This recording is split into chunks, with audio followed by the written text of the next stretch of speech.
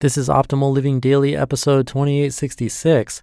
With love, you don't need forgiveness, by Vironika Tugaleva of Vironika.org. And I'm Justin Malik.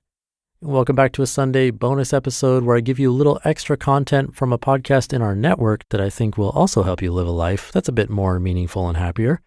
This episode is coming from Optimal Relationships Daily.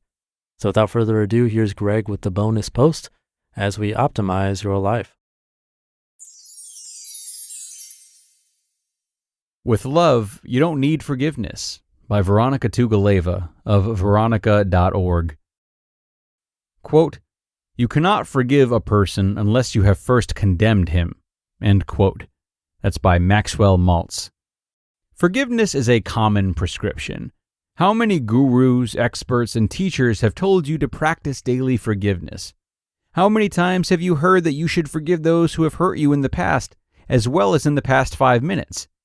To forgive is said to be divine. To forgive every day is supposedly the road to happiness. Forgiveness, however, does not translate well into a daily practice. Imagine reliving painful moments, crying, and sitting through your worst triggers every single day of your life. That would be exhausting. Ultimately, forgiveness is like an antibiotic. It should be taken as a last resort. The first resort is prevention.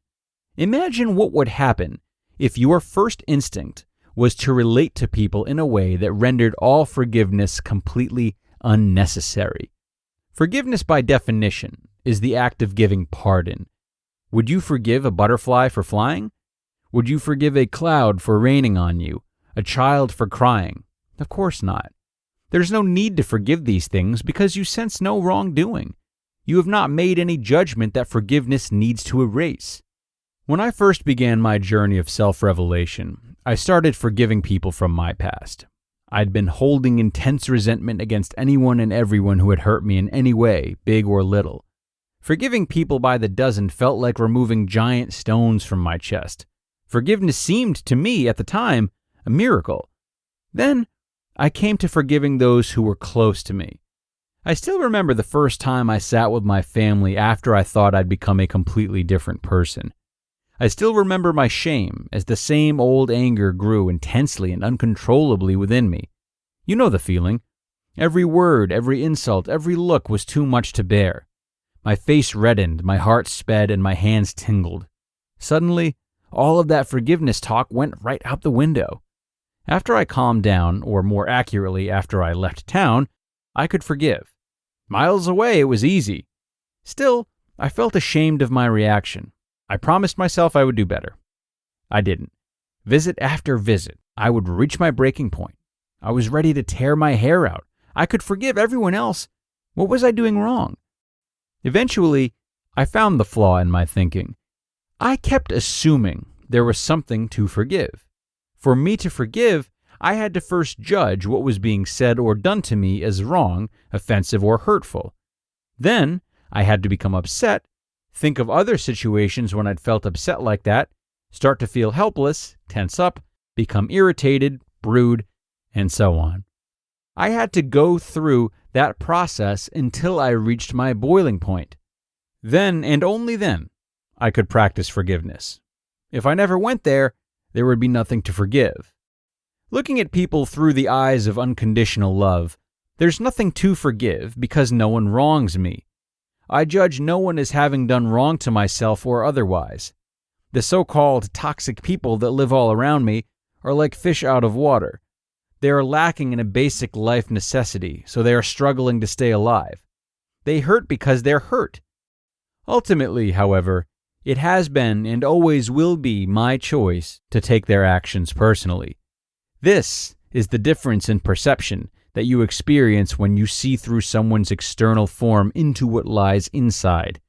When you first see your friend, your enemy, and yourself as the same, that is love. When you can recognize the common element between those three people, then you know love. And with love, there's no need for forgiveness. Of course, learning to see people through the eyes of unconditional love takes time and practice, and we cannot expect ourselves to do it in every situation. Of course, we will slip up. I do all the time. But the point is that if we choose love, again and again, soon enough, forgiveness becomes less necessary. We judge less and less. If you are suffering from resentment for someone, why not try taking a different look at the one who you believe has wronged you? Ask yourself, does this person have enough love in his or her life? In what way were their actions symptoms of his or her own suffering? Instead of seek to pardon, seek to understand. When you see your enemy's actions and words as completely reasonable byproducts of his or her livelihood and experiences, then you do not need to forgive. You will have simply withdrawn judgment and added love. You just listened to the post titled, "With Love, You Don't Need Forgiveness," by Vironika Tugaleva of Vironika.org. I really enjoy this post from Vironika, a really unique and truthful approach to the concept of forgiveness. What a wonderful state to be in if we were able to not take the acts of others personally and thus not need to forgive. Wow.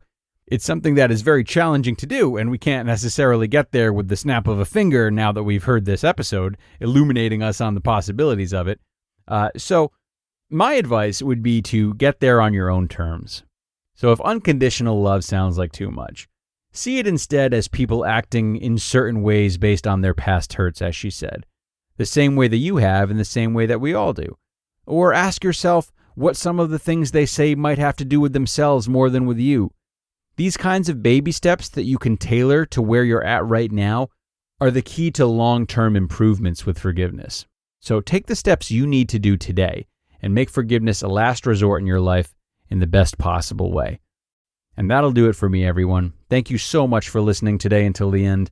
A really poetic and philosophical read today, which we always love, and I hope you feel the same way. We're heading out now, but we will be back tomorrow in 888 with a post from Evan Mark Katz. So don't miss out. Come on back tomorrow, where your optimal life awaits.